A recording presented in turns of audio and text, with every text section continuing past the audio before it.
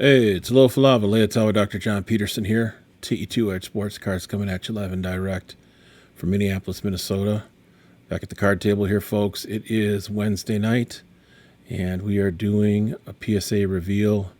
Pummeled by 1,000 flying fists from PSA. Pummeled by PSA. Check it out. TE2 Edge Sports Cards. Get at it.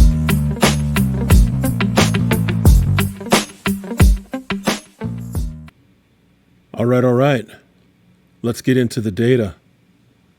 How did we do in this order that we are calling pummeled by PSA? Pummeled by 1,000 flying fists in the face by PSA.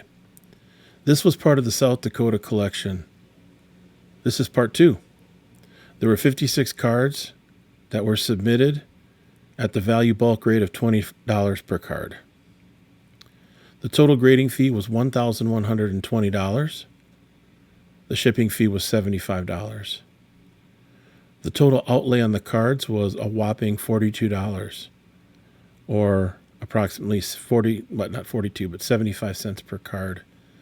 The total outlay was $1,235, so really not bad for an order that has 56 cards in it. I had the estimated value at $5,220, and I had the estimated profit at $3,305. I will wait until the end to share with you the final value and the final profit, FV and FP, and then also share with you the delta between the EV and the FV and the EP and the FP. 55 total cards were graded, and then 1 card came back as min size. All right, so we'll revisit that data here at the end. And we've got some summary data that we can share as well.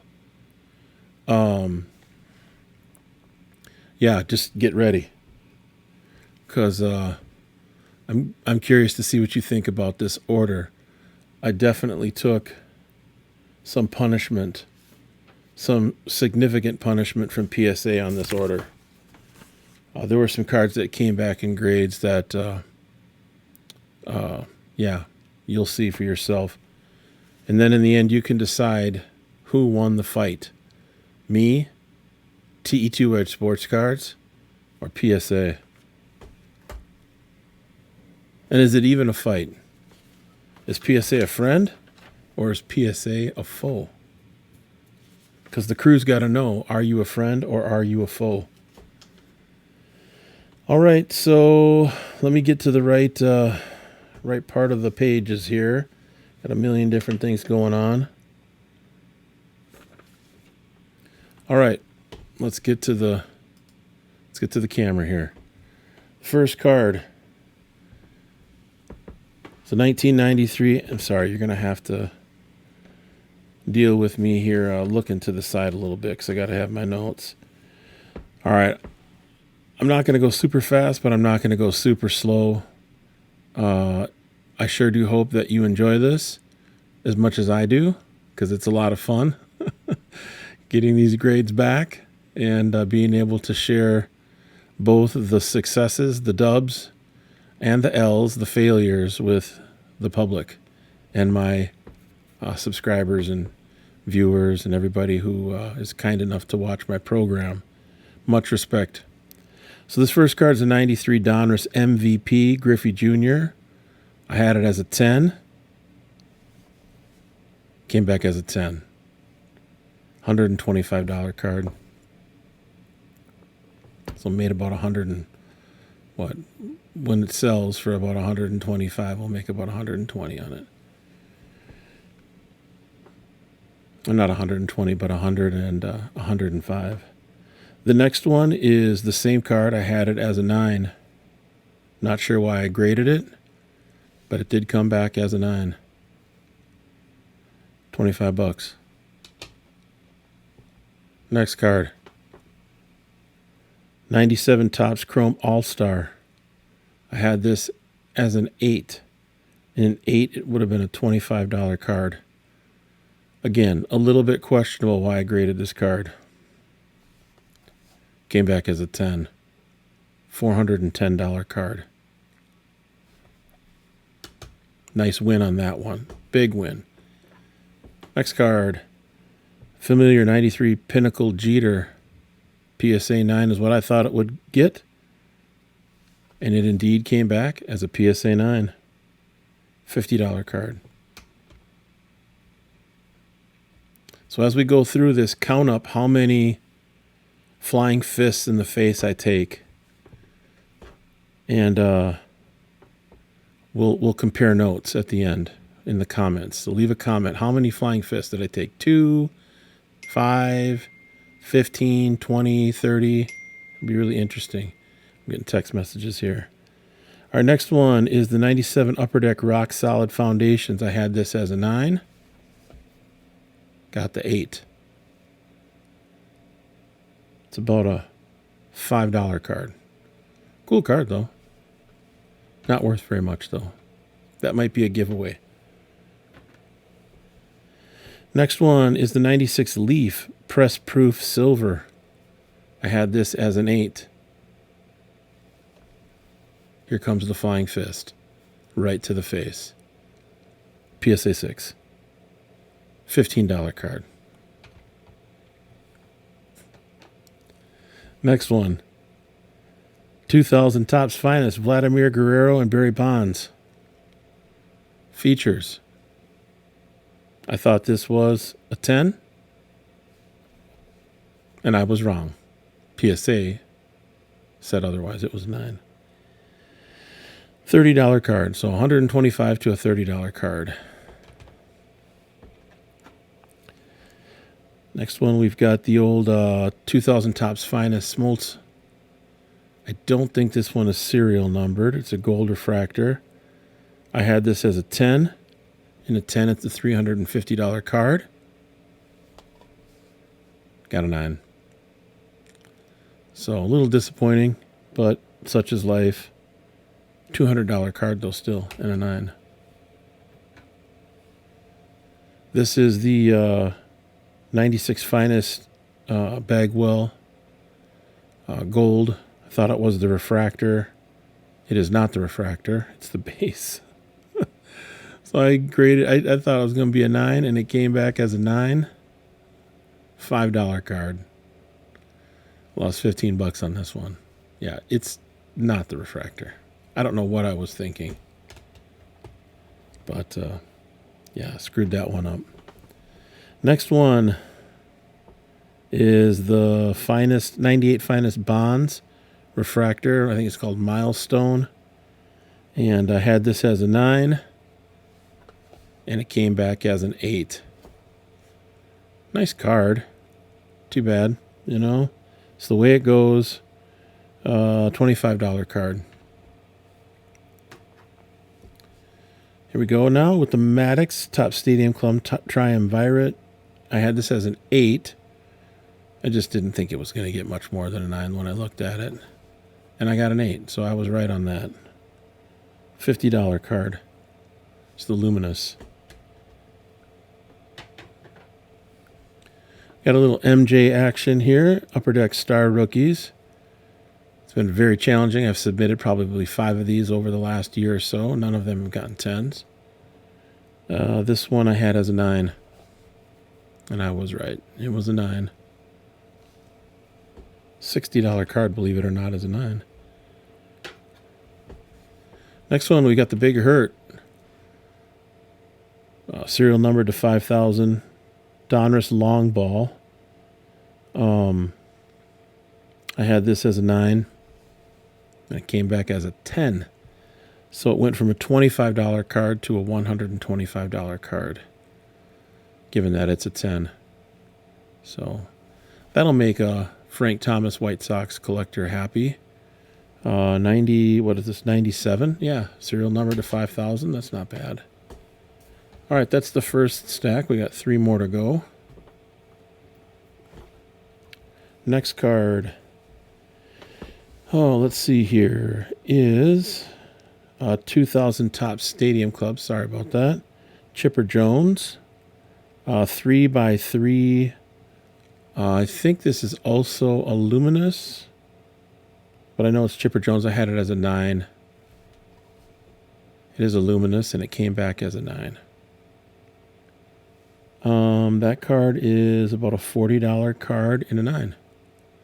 Pretty cool looking card. So happy with that.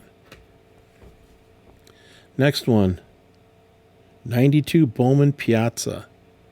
Had this as a 10 and took about 5 flying fists right to the groin. It's a 5. Why this is a 5? I don't know. I'm going to have to take a look. But I'm doubled over in pain right now because I just overgraded this by 5 grades. Good old PSA. So I'll have to take a look. It's about a $5 card. That's a giveaway. So way, way off on that one. Next one, 97 Donruss Diamond Kings, Cal Ripken Jr., 10K serial number. I had this as a 9. Not 1,000 flying fists to the groin, but a few. Overgraded this by 2. Totally missed the mark on this. I have no idea what I missed. But I have to take a good long look at this card. And you got to learn from the mistakes. Yeah, I don't know. 7? That's a $5 card. So basically, these last 2 cards are $5 cards. $10 total. Because I was so off on the grade. So I spent, $42 and be lucky if I make 10.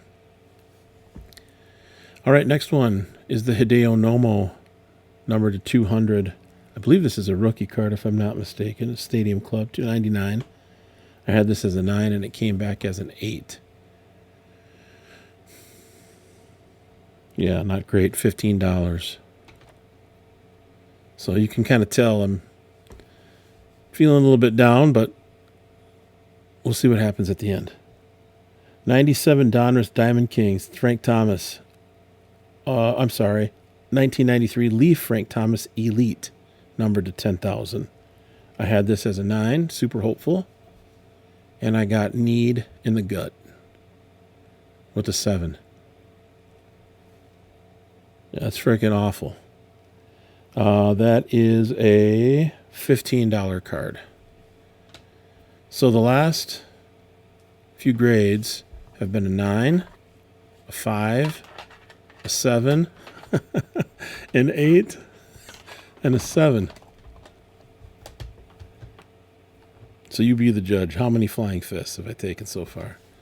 The next one, 1993 Upper Deck SP Derek Jeter foil card. Thought this was a 7. Didn't expect a very high grade. And it came back as a 6. So I overgraded it by 1. $80 card. Next card. Quite possibly one of the biggest cards in the entire order. This is the Topps 99 Chrome Refractor All Etch Griffey Jr. I had this as a 10. And it came back as a 9. And in a 10, this is about a $2,500 card.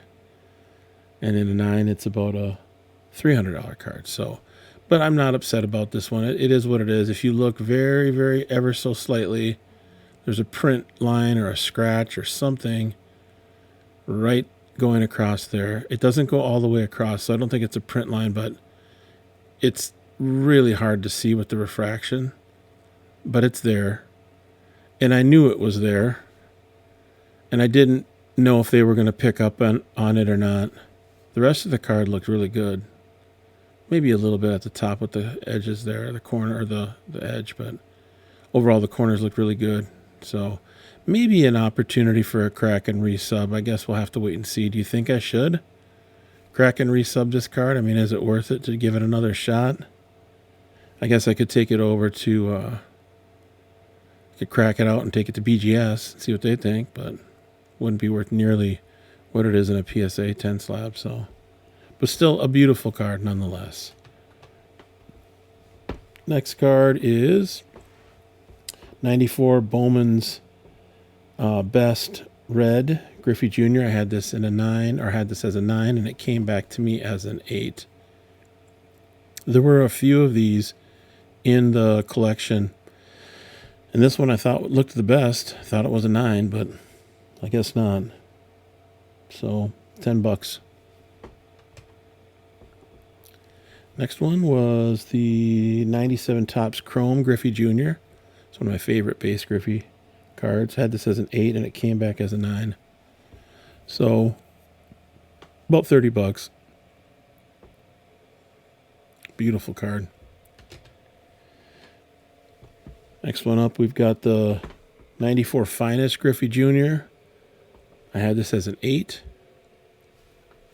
and it got a 9, which I thought was pretty good. $45 though, not worth a ton. I think it'd be worth more. It'd be nice to get the refractor on that card. All right, so that's the first sheet. So let's go here to the next one. This is a 96 Pinnacle. I had this as a 9. It's Griffey Jr. again. Really cool card. Oops, sorry. That's the card from the wrong stack. Here we go.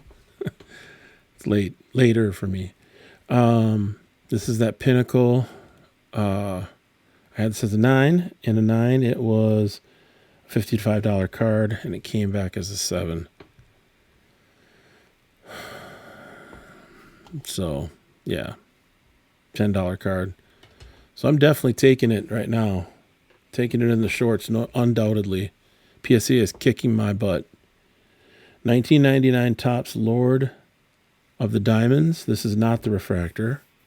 I had this as an 8 and it came back as a 9. So I undergraded that one by 1. That's about a $40 card. It's the laundry finishing up. This is also a Pinnacle card from 96. Team Pinnacle, Griffey Jr. on the front, Reggie Sanders on the back. I had this as a 10, and it came back as a 9, which isn't too bad given the foil on the front. And a 10, it would have been a $200 card, and then a 9, it's about a $55 card.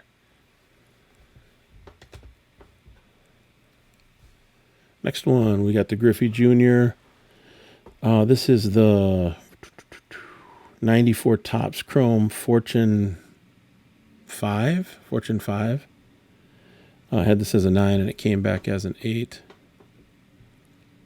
I'm sorry, 1999 Topps Chrome, not 94. Yeah, cool card, but not a great grade. Not going to lie about that. All right, third stack. This is the 94 Donruss Griffey Jr. This is the All-Stars, or All-Star. Somewhat of a lower pop count card. I had this as a 9. Boom. Got a 10. Finally got another 10. After quite a few cards of not getting a gem mint 10. Nice card. Nice win. This is a $300 card. So, and it's paper, so it's nice. It's not bad. Next one. This was, in my opinion, one of the bigger cards of the order. It's a 98 Bowman Atomic Refractor of Gary Payton. Number 2/100, as you can see there. Bowman's best Atomic Refractor of Gary Payton. I had this as an 8. I knew it wasn't going to get a 10, and I had it as an 8. And it came back as a 9. So if you're going to undergrade one, this is the one to undergrade. I thought I did pretty good on this. These are sweet. These are like the precursors to cracked ice. Panini cracked ice. So I think this is between a $650 and $800 card, depending on who the buyer is. I think you can get upwards of $800 for it on eBay. At a show, it would be less because you're just not going to have that broad, expansive reach for Gary Payton super collectors, and I'm sure there are Gary Payton super collectors out there. But, yeah, I mean, this is a fantastic card. Super thrilled that it came back as a 9, and feel really fortunate and grateful in that regard. Next one is a 2000 Topps Gold Finest refractor of Patrick Ewing. This is number 2/100. I had this as a 9, and it came back as a 9. This is also a relatively valuable card. I would say this is close to $500, $600, give or take. I think the pop count on this card is, I think there's only one 9. I think this is the only 9 with none higher. So, yeah, I was a huge Ewing fan growing up. I always thought he was just a class act and a really great player. You know, Jamaican, and went to Georgetown, played for John Thompson. So, yeah, pretty happy about that card. Again, that's probably an eBay card. Next one is a refractor card of Jeff Hornacek. You might ask yourself, what am I thinking in terms of grading a Jeff Hornacek card? That's a good question. It was numbered, and I figured somebody would want to pick it up in a decent grade. It got an 8, unfortunately. The good part is that I thought it was going to come back as an 8, so I didn't anticipate making a bunch of money on this. This is about a $15 card. But somebody will want to pick it up, likely on eBay. Next one is the Topps Stadium Club Class Axe Atomic Refractor of Lorenzen Wright and Anthony Penny Hardaway. I had this as an 8. And it got an 8. So, not terribly valuable. Probably, well, actually it says $80 here, so that's actually not too bad. I don't know if I'll get that much for it, though. This one is Kidd and Sharif Abdur-Rahim, if I'm not mistaken. Also a 96 Class Axe Atomic. I had this as a 9, and it did come back as a 9. So I'm pretty happy with that. I mean, these are always off-centered, nearly always off-centered. So to find a centered copy in a 9 is, I think, pretty good. Not a big card, but still a fun one. Somebody will want to pick that up. All right, next card, we've got a 95 Finest Refractor of John Stockton. I had this as a 9. Came back as a 9. I don't know if there are many Stockton collectors out there, but I just thought the blue and the refractor on this card looked incredible. What an amazing card. He's a top 5 point guard all time, undoubtedly, in my mind. I mean, I don't put him ahead of Magic or Steph, but he's right up there with, Isaiah Thomas, Bob Cousy, those guys. In my opinion, I think he was very, very good and highly underrated. Yes, it did help that he played with Malone, but I think he was a baller in his own right. I think he was tough as nails, too. So that's the Stockton. Little newer card here. This is a 2003 Topps Chrome Refractor of Reggie Miller. I thought this one looked good. I had it as a 10, and it got 10. So pretty happy about that one. First Reggie Miller card I've ever had graded, and it's probably a $250 to $275 card. So happy about that. Next card is of a former Wisconsin Badger, Michael Finley. This is numbered to 400. I think this is a 98 Bowman's Best, gold refractor of Finley. I thought, why not? Get a card of Finley graded. I mean, I was a huge Finley fan back in the 90s when I was playing basketball in college, and I thought he was just a tremendous player and athlete, raised in Chicago. Thought it was a 9. Let's see here. No. I thought it was a 10, and it got a 9. So in a 10, it's about a $50 card. In a 9, it's about a $25 card, but still a fun one, and it's numbered. This card I was really hopeful about when I first found it, but then I looked it over more closely and realized that there were some condition issues with it, bottom left corner being the main one. But this is a rave review of Penny. This is from 97 Skybox Z-Force. I had it as an 8. and it got an 8. Again, kind of has that cracked ice, sort of cracked ice, not the same as the atomic refractor of Peyton. Nice card, $300 card, so, and there are penny collectors out there. His stuff goes relatively fast when you put it up on eBay. 95 Topps Gallery, Players Private Issue. Super tough pack odds on these cards. This is the Grant Hill. I had it as a 9 and it came back as a 9. Again, not a really valuable card, but believe it or not, $100. That's how rare these are. So you get one in a 9. I've got a Jordan in a 9. I've got a Shaq currently being graded. See what we get on that. I think that Shaq looks like a 10, at least from what I remember. All right, Greg Maddux. This is the 90, well, let's see here, 97 Finest Embossed Gold. I don't think this is serial numbered. I had it as an 8 and got pummeled. It's a 6. Must be some surface issue, or maybe centering. I guess the centering looks like it's off by quite a bit, but I didn't think this was a 6. I felt like it was a pretty clean card. I wouldn't have graded it if it was going to be a 6. All right, on to some football here. This is a 93 Upper Deck Premier Prospects Jerome Bettis. In a 10, this is a pretty valuable card. I think it's like $400 or $500. I had it as a 9, came back as a 7. So a big swing and miss on this one. Thought it was $215 and it was $10. It was a $10 card. So money lost on that one. It's not easy, folks. I tell you what, even if you have a system like I feel like I do, it's pretty tough. PSA is a beast. I had this as an 8, and it came back as an 8, so I was right on this one, thankfully. $55. All right, down to our last stack. These cards aren't terribly valuable, but I just like the way they look. I figured I could get at least 10 in these. This is an Elway Skybox Elway Pay Dirt.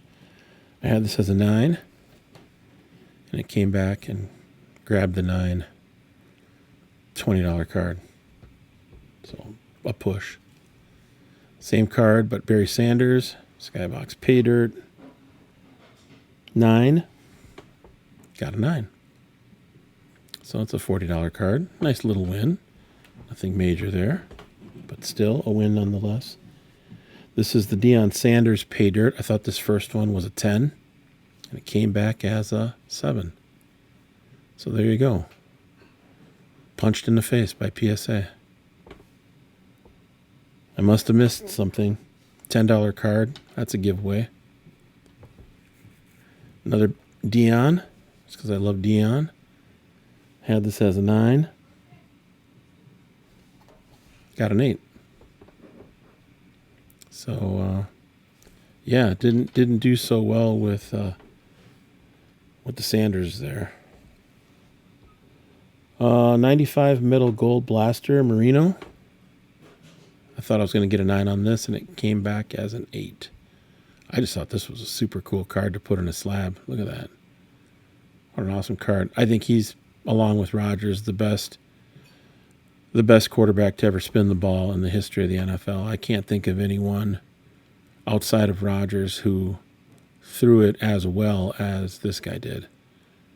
And if you haven't had a chance to look at highlights from, say, like the 83, 84, 85 seasons, this guy was an animal. Absolutely unstoppable. I mean, the release, the accuracy, the power, he had it all. It's just unfortunate he didn't get a chance to win a Super Bowl after that first year. So that's about a $15 card and an 8. This is a Brett Favre card and Rick Mirer on the back. This is a Pinnacle Team Dufex. Favre and Mirer had this as a 9, and we got a 9. I just thought it was kind of classic. That's like classic mid-90s, hard living, hard throwing, and drinking Favre. The Favre that we all know and love, you know, the one that won 3 MVPs in a row and then went into rehab. So, guy's a stud. I don't care what anybody says. Next one. This was a pretty interesting card. This is a Pinnacle Zenith, a 95 Pinnacle Zenith John Elway card. I'd never even seen Pinnacle Zenith before. I thought it was a 10. I thought it looked really clean. Came back as a 10. All right, so I got a 10 on this one, baby. That is a sweet looking card. I think it's a pretty low pop count too. It's about a $300 card. So we'll take that, even though I'm not a huge Elway fan. Beat my Packers in the Super Bowl. Not a very valuable card here. This is the 95 Team Pinnacle Favre and Elway. I had this as a 9, and it promptly came back as a 6. So basically a $5 card there. We've got another Favre card here. I think this one's numbered to what? Okay, 4,999. 97 Pinnacle Totally Certified. I had this as a 10, and I got a 10, which is great. So it's a $75 card. Thought this was kind of an interesting card within the collection. It's an Anquan Bolden 2003 Topps Chrome. This guy is a highly underrated receiver. I mean, he's a Hall of Fame. He should be a Hall of Famer if he isn't. I had this as a 9, and it came back as a 9. It's about a $60 card. We're coming down the home stretch here, folks. Got a Peyton Manning 98 Topps Gold Label, Class 2. I thought this was a 9, and it came back as a 9. So, would have been nice to get that in a 10, but I didn't think it was going to be a 10. Next one. We've got the 95 Finest Merino. I looked this over. I thought this was a 10. Now, this isn't the refractor.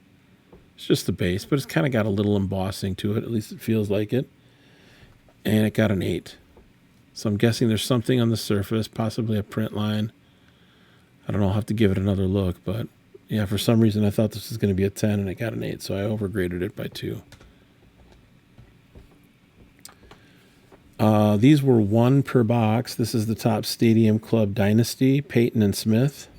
I had this as a 9, and it got a 9. So, yeah, 1 per box. So not super rare, but rare enough. And then this is a second copy of that card. I also thought this was a 9, and it got a 9. Just fun to see Walter Payton and Emmitt Smith in the same card. I mean, 2 of the greatest to ever do it. And then the last card was, I believe, men's size. Yeah, men's size. It was this Sanders holograph. I don't know. I just thought it was kind of a cool card. Not worth a terrible amount. I thought it was a 9. Would have been about a $40 card. But for some reason, PSA thought it was men's size. So, all right, folks. Well, you can be the judge of how that order went. I'm not going to pretend that it was, super great. But I'm also not going to pretend that it was super bad either. And here's why. Share some information with you. I want to grab my sheets here. Be patient with me.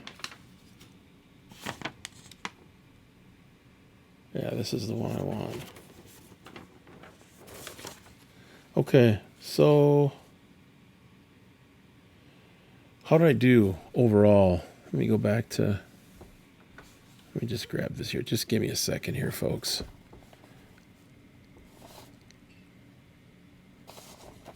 Because I did get a little bit of a summary on this. Here we go. Okay. So this is the breakdown.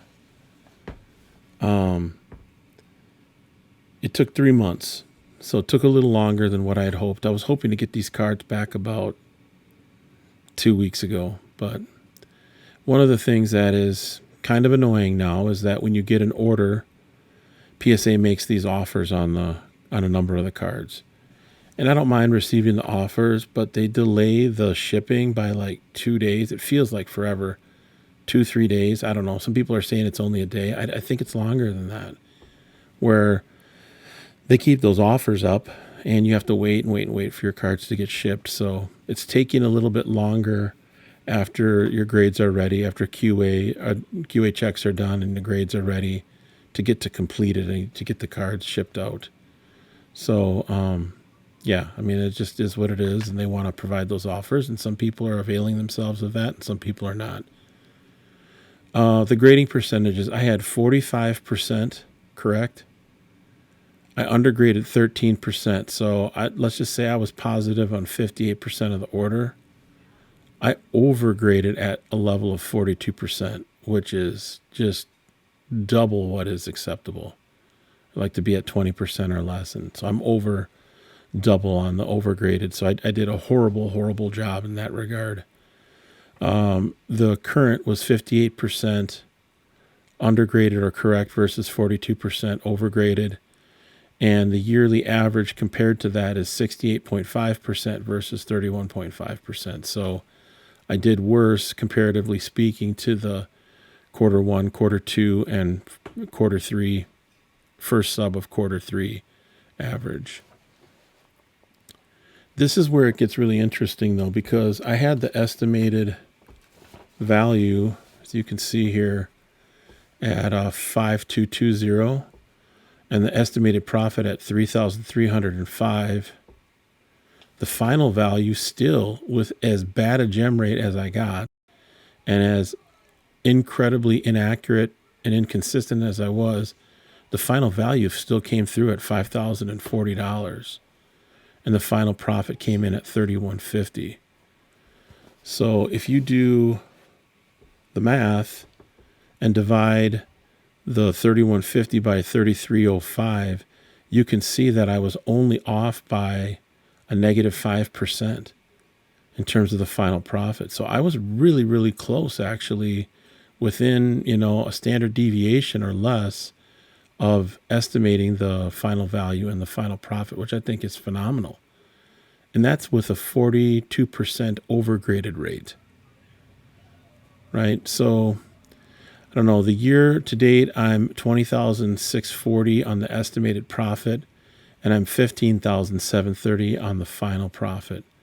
So I'm still off by about 24%.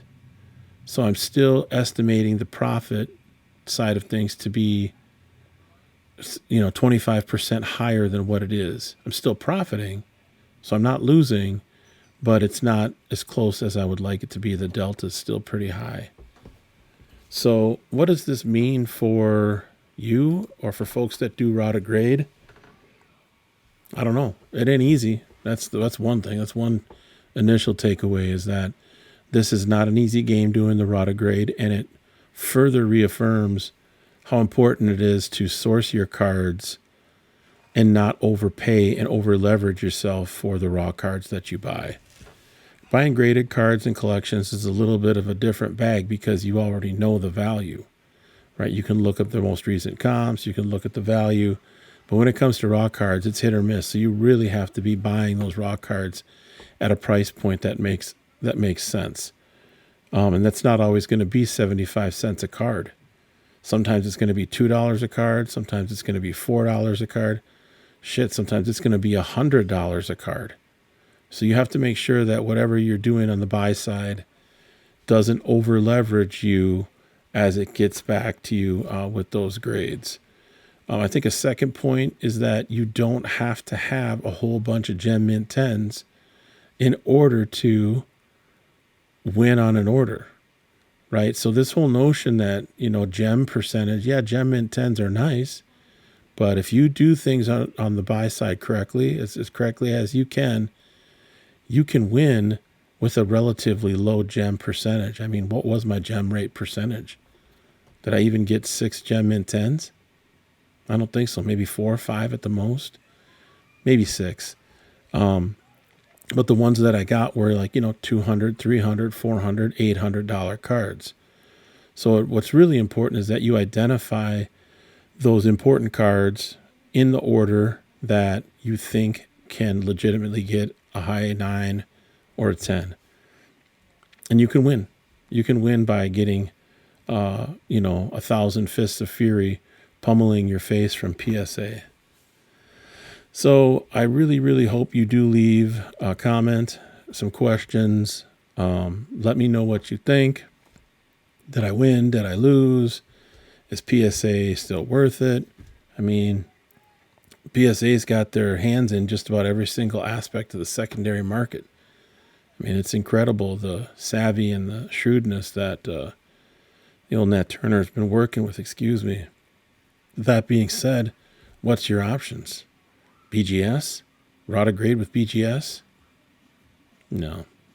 Rotograde with CGC? I don't think so. It's just not happening. So we're stuck, for better or for worse, with PSA. And I think the sooner that folks can adapt and adjust and learn, like I'm learning from this order, right? I'll continue to learn and continue to adapt and adjust and apply, the fail and the success, the wins and the losses in ways that help me to improve and get better. That's really all we can do, because PSA's really got the market cornered. The last thing I want to say about those offers is that a lot of people say those offers are strong offers. And truth be told, some of them are strong offers. A couple things you need to understand, though. One, the offers on the app on your phone are not identical to the offers that you get on a desktop app. I found that the desktop app or desktop web-based, let me go back and state this again. The app on your phone, the offers you get were less, at least for me, than the ones that I got on the web-based system through PSA on my desktop computer. And they were different. They weren't the same, not in terms of each card and not in terms of the total. And the second piece to it is that some of those offers were in the high 80s, low 90s. I think the highest that I got was 90% of the card ladder value. So they give you the card ladder value. They give you a PSA estimate, which I don't have no idea how they're deriving what that estimate is. I mean, what's it based on? And then they give you an offer price. And there were a few offer prices that were, 87, 88, 89. A couple were 90% of card ladder value. But some of them were like 80%. So, yeah. And the third piece is, I don't know who these buyers are. So are these buyers collectors? Doubtful. Are these buyers businesses? Likely. Are they possibly repackers? Highly likely.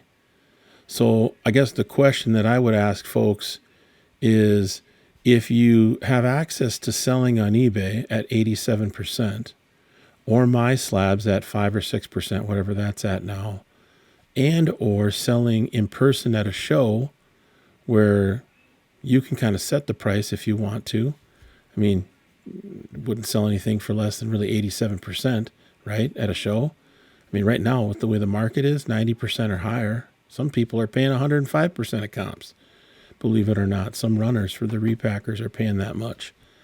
But why would you sell at 82% through a PSA offer to a repacker like GameStop or some other repacker, and they're selling it at 150% multiple times, right? So like, they might sell this card once at 150% of comps or value, right?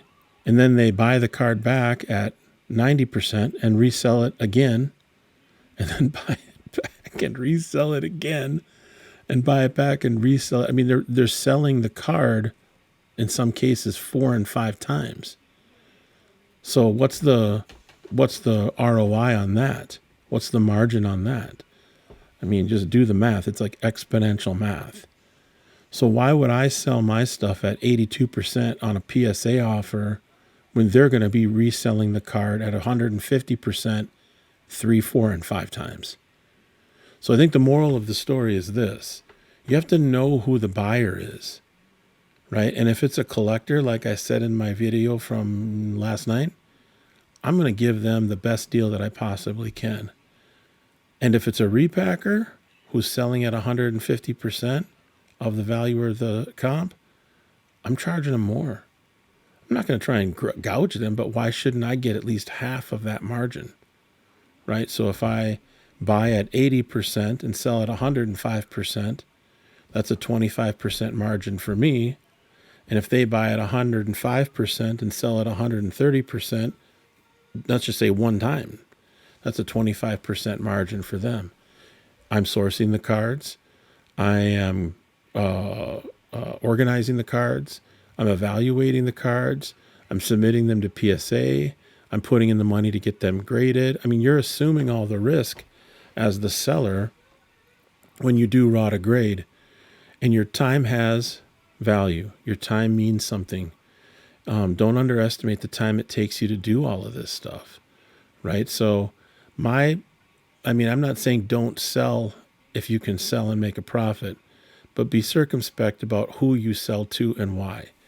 And I don't anticipate, given my schedule and given what I'm able to do with selling cards on eBay and selling live at shows, I don't anticipate really availing myself of too many of those PSA offers. I guess if I didn't have shows to sell at, nor did I have an eBay store, I probably would think differently about some of those PSA offers.